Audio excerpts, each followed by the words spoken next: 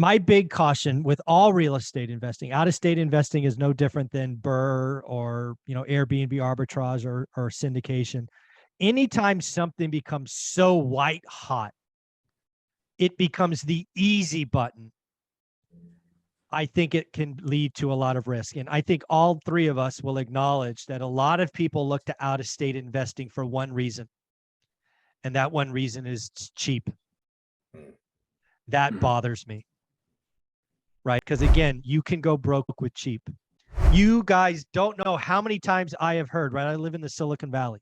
It seems like every other damn car is a Tesla. You know how many times I've heard, oh, I could buy in Detroit or Gary, Indiana for less than the cost of my car. That doesn't make it a good deal. You could lose that money too. So Mike, you're on the screen. We'll go to you first and Brian next.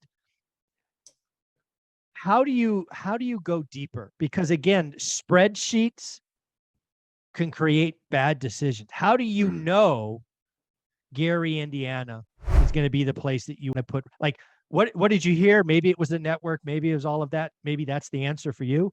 But damn, I mean, how many people have bought something cheap and lost their ass? Right. So how did you know? I mean, how did you get comfortable? Tell me about that.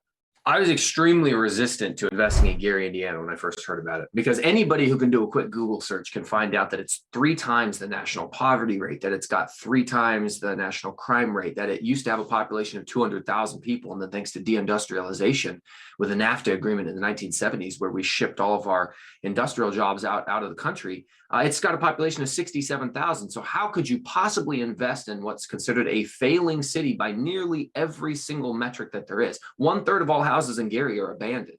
How could anybody be successful there? And anybody who Googles it, it's been dubbed America's most miserable city. So wow, so this does not feel good at the moment. No, and I did not want to invest there. I thought it was a bad idea. However, a friend of mine named Mark continued to encourage me to look into it. He was buying rentals there, and I watched him grow from his little, he had a portfolio of like 4 or 5 rentals, but then eventually he got up to 25 and put a track record of success. And he and I would chat all the time. He's always been a thorn in my side for things like, hey, what are you doing? When's your next investment? When are you buying your next property? And it just got difficult for me to say, Gary, Indiana sucks. It's not even worth looking at. So I started looking at it, and I started assessing the deals, and I started doing the daily work that Mike always talks about of creating a spreadsheet, figuring out what my cash on cash return and yield was, talking to real estate agents, talking to the turnkey provider that Michael Zuber actually recommended to Mark. That turnkey provider I bought my first property from, that Mark bought his first property from. The genesis of that was from Mike here. And so in reality, there's maybe a very small amount of exceptions, but probably every real estate market in the country, there are people who are successfully investing there and unsuccessfully investing there. And if you're willing to do the work, meet the right people, put in the time, energy, and effort, you can figure out how to be one of the people who will be successful and hopefully not just go broke buying cheap, as Mike said. Yeah, very cool. So Brian, kind of the same question for you. Obviously, what part of Michigan? Is it Detroit? I forget.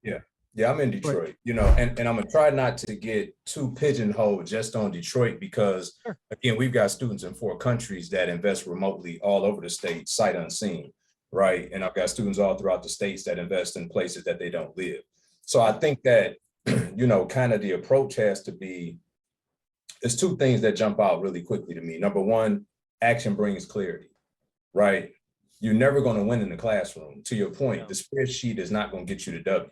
What will, though, is really honing in on identifying the market, utilizing bestplaces.net, which I shared, in the free course that we provided for your viewers, and understanding the dynamics and the makeup of that market, right? I think that people overcomplicate and undersimplify out-of-state investing versus in-state investing. Oh, say that one more time. Overcomplicate and undersimplify? Yeah, people overcomplicate and then oversimplify, I should say. I'm sorry. Overcomplicate out-of-state investing, and they oversimplify in-state investing. By thinking just because it's in your backyard and you can see it, that your risk is less. If you don't go in and from a prudent perspective, underwrite your deals, and understand what your exposure is. Just because it's in your backyard, you're still susceptible to all these things as you are from afar, right? If you don't have good management systems, if you don't have good checks and balances, and you don't have good accountability practices with holding contractors accountable, paying them in arrears, and doing all of these things from a basic blocking and tackling perspective, you're going to fail and crash and burn in either scenario. So, you know, you could stay in your backyard and be relegated to whatever looks that that market gives you, and, you know, feel better just because, like, I live in Orlando, that, you know, I can invest by Disney and make 6% of my money. Or I can say, I'm gonna put that same time, energy, and effort into investing and making 6%. So why not go find a market more advantageous if I have the good systems and processes and practices in place to where I can go make 15, 20, 30, and maybe even 100% on that money. Yeah. So again, this is, you know, again, it's not about the spreadsheet. I think spreadsheets get people in trouble. All right. Spreadsheets lie. Spreadsheets can be bent to tell any story you want them to.